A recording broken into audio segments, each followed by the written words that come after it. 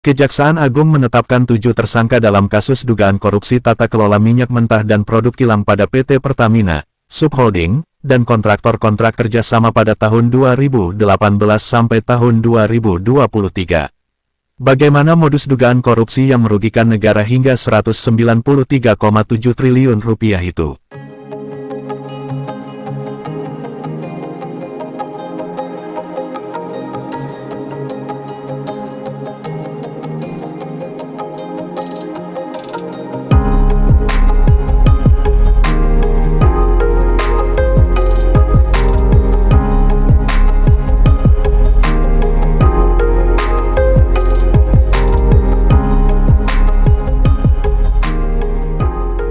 Sebelum mulai, pastikan untuk klik tombol like, tinggalkan komentar seru, dan subscribe biar nggak ketinggalan konten seru lainnya. Yuk, langsung aja ke videonya.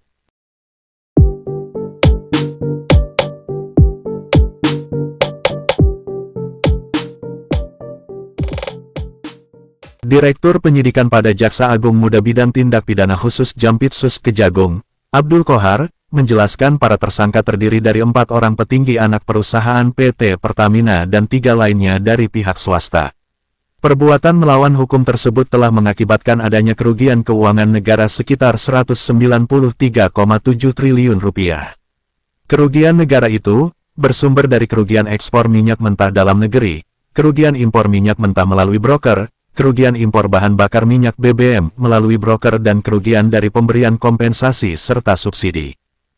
Bagaimana modusnya? Modus para tersangka yaitu, memondisikan, produksi minyak bumi dalam negeri menjadi berkurang dan tidak memenuhi nilai ekonomis sehingga perlu impor dan melakukan markup kontrak pengiriman minyak impor. Selain itu, modus lainnya adalah, mengoplos impor minyak mentah RON 90 setara Pertalite dan kualitas di bawahnya menjadi RON 92 Pertamax. Atas perbuatan itu, para tersangka disangkakan Pasal 2 Ayat 1, Pasal 3 Pasal 18 Undang-Undang UU Nomor 31 Tahun 1999.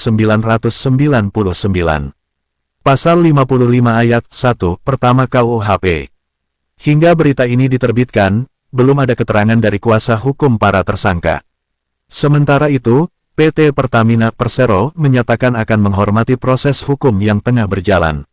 Pertamina menghormati Kejaksaan Agung dalam menjalankan tugas serta kewenangannya dalam proses hukum yang tengah berjalan. Kejagung menetapkan 7 orang tersangka dalam kasus dugaan korupsi yang ditaksir merugikan negara hingga Rp193,7 triliun. Mereka adalah Direktur Utama PT Pertamina Patra Niaga, Direktur Feedstock and Product Optimization PT Kilang Pertamina International, Direktur Utama PT Pertamina International Shipping, Manajemen PT Kilang Pertamina International, Owner PT Navigator Katulistiwa, Komisaris PT Navigator Katulistiwa dan Komisaris PT Jenggala Maritim, Komisaris PT Jenggala Maritim dan Direktur PT Orbit Terminal Merak. Kasus dugaan korupsi ini bermula ketika pemerintah menetapkan pemenuhan minyak mentah wajib dari dalam negeri pada periode tahun 2018 sampai tahun 2023. Atas dasar itu, Pertamina wajib mencari pasokan minyak bumi dari kontraktor dalam negeri, sebelum merencanakan impor. Hal itu diatur dalam Pasal 2 dan Pasal 3 Peraturan Menteri Nomor 42 Tahun 2018 tentang prioritas pemanfaatan minyak bumi untuk pemenuhan kebutuhan dalam negeri. Namun, aturan itu diduga tidak dilakukan oleh Dirut Pertamina Patra Niaga dan Direktur Feedstock and Product Optimization PT Kilang Pertamina International Feedstock Management PT Kilang Pertamina International. Sebaliknya, mereka diduga bersengkongkol untuk membuat produksi minyak bumi dari dalam negeri tidak terserap sehingga pemenuhan minyak mentah dan produk kilang harus dilakukan dengan cara impor. Tersangka RS, SDS dan AP melakukan pengkondisian dalam rapat optimalisasi hilir yang dijadikan dasar untuk menurunkan produksi kilang sehingga produksi minyak bumi dalam negeri tidak terserap seluruhnya dan akhirnya pemenuhan minyak mentah maupun produk kilang dilakukan dengan cara impor. Setelah rekayasa itu dilakukan, PT Kilang Pertamina Internasional disebut mengimpor minyak mentah dan PT Pertamina Patra Niaga mengimpor produk kilang untuk memenuhi kebutuhan dalam negeri.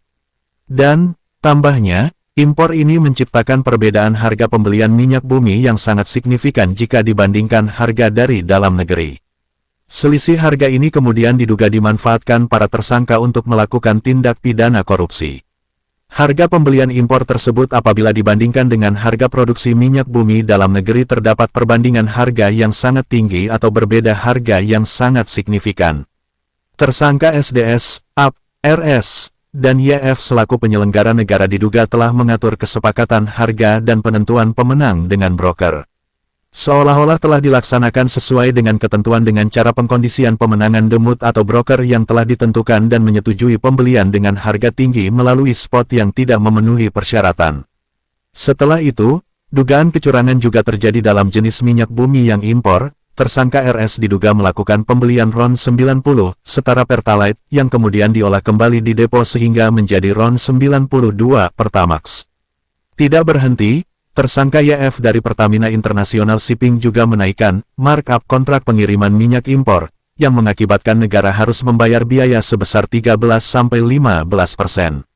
Sehingga tersangka dari PT Navigator Katulistiwa mendapatkan keuntungan dari transaksi tersebut.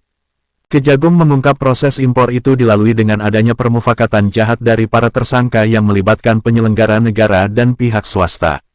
Pada saat K3S mengekspor bagian minyaknya karena tidak dibeli oleh PT Pertamina, pada saat yang sama PT Pertamina mengimpor minyak mentah dan produk kilang. Selanjutnya untuk kegiatan pengadaan impor minyak mentah oleh PT Kilang Pertamina Internasional dan produk kilang oleh PT Pertamina Patraniaga diperoleh fakta adanya permufakaan jahat mensrea antara penyelenggara negara yaitu tersangka SDS, AP, RS, dan YF bersama dengan broker yaitu tersangka MK, DW dan YRJ sebelum dilaksanakan dengan kesepakatan harga yang sudah diatur yang bertujuan untuk mendapatkan keuntungan secara melawan hukum dan merugikan keuangan negara. Tak tanggung-tanggung, dampak dari rangkaian perbuatan para tersangka itu diprediksi menyebabkan kerugian negara hingga Rp193,7 triliun. Bahkan, dugaan perbuatan tersangka juga menyebabkan kenaikan harga bahan bakar minyak yang akan dijual ke masyarakat. Akibatnya, pemerintah memberikan kompensasi subsidi BBM yang lebih tinggi bersumber dari APBN. Sebelum menetapkan para tersangka, Kejagung telah melakukan penggeledahan di kantor Direktorat Jenderal Minyak dan Gas Bumi Kementerian ESDM pada Senin. Dari penggeledahan itu, penyidik menemukan 5 dus dokumen, 15 unit telepon genggam, 1 komputer jinjing, dan 4 dokumen elektronik. Analis Energi dan Managing Director Energy Shift Institute mengatakan praktik dugaan korupsi yang terjadi di tubuh Pertamina salah satunya disebabkan oleh tidak kompetitifnya pasar pengadaan minyak dan gas migas yang hanya dikuasai oleh satu perusahaan, yaitu Pertamina. Ketika pintu masuknya itu terkonsentrasi pada satu perusahaan, tidak banyak kompetitor lainnya maka semakin terbuka adanya penyelewengan karena tidak ada transparansi harga. Penyebab lainnya adalah karena tidak adanya transparansi dan akuntabilitas dalam proses pengadaan migas yang dilakukan oleh Pertamina. Ini baru berbicara BUMN-nya yaitu Pertamina. Belum berbicara pertanggungjawaban untuk subsidinya. Masih ada pihak-pihak lain yang terlibat dalam dugaan korupsi yang dia sebut terstruktur dan sistematis ini, selain 7 tersangka yang sudah ditetapkan oleh Kejagung.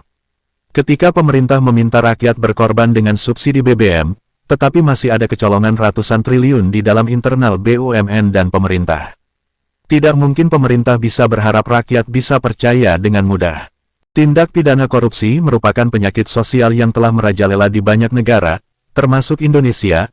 Korupsi bukan hanya masalah hukum semata, tetapi telah menjadi ancaman nyata terhadap sendi-sendi kehidupan bangsa dan negara, dampak negatif korupsi terhadap masyarakat dan negara. Pemberantasan korupsi memerlukan komitmen yang kuat dari semua pihak, tindakan intensif, dan semangat integritas yang tulus. Hanya dengan upaya bersama, Indonesia dapat membebaskan diri dari belenggu korupsi dan melangkah menuju masyarakat yang adil, makmur, dan berkeadilan. Pemerintahan boleh saja berganti, tapi upaya memerangi korupsi tidak akan pernah padam. Berbagai landasan dan instrumen hukum telah dibentuk di Indonesia untuk memberangus dan memberantas tindak pidana korupsi. Berbekal undang-undang dan peraturan pemerintah, korupsi berusaha dicegah dan pelakunya diberi hukuman yang setimpal. Indonesia memiliki dasar-dasar hukum pemberantasan tindak pidana korupsi yang menjadi pedoman dan landasan dalam pencegahan dan penindakan. Salah satunya menjadi dasar pembentukan Komisi Pemberantasan Korupsi atau KPK untuk menjadi penggawa pemberantasan korupsi di tanah air. Dasar-dasar hukum ini adalah bukti keseriusan pemerintah Indonesia dalam memberantas korupsi. Dalam perjalanannya, berbagai perubahan undang-undang dilakukan untuk menyesuaikan dengan kondisi terkini penindakan kasus korupsi. Menyadari tidak bisa bekerja sendirian, pemerintah melalui peraturan pemerintah juga mengajak peran serta masyarakat untuk mendeteksi dan melaporkan tindak pidana korupsi. Oke guys, itu dia video kita kali ini. Jangan lupa kasih like kalau kalian suka, tulis komentar di bawah, dan share ke teman-teman kalian. Subscribe juga biar kita makin semangat bikin kontennya. Sampai jumpa di video berikutnya, bye-bye.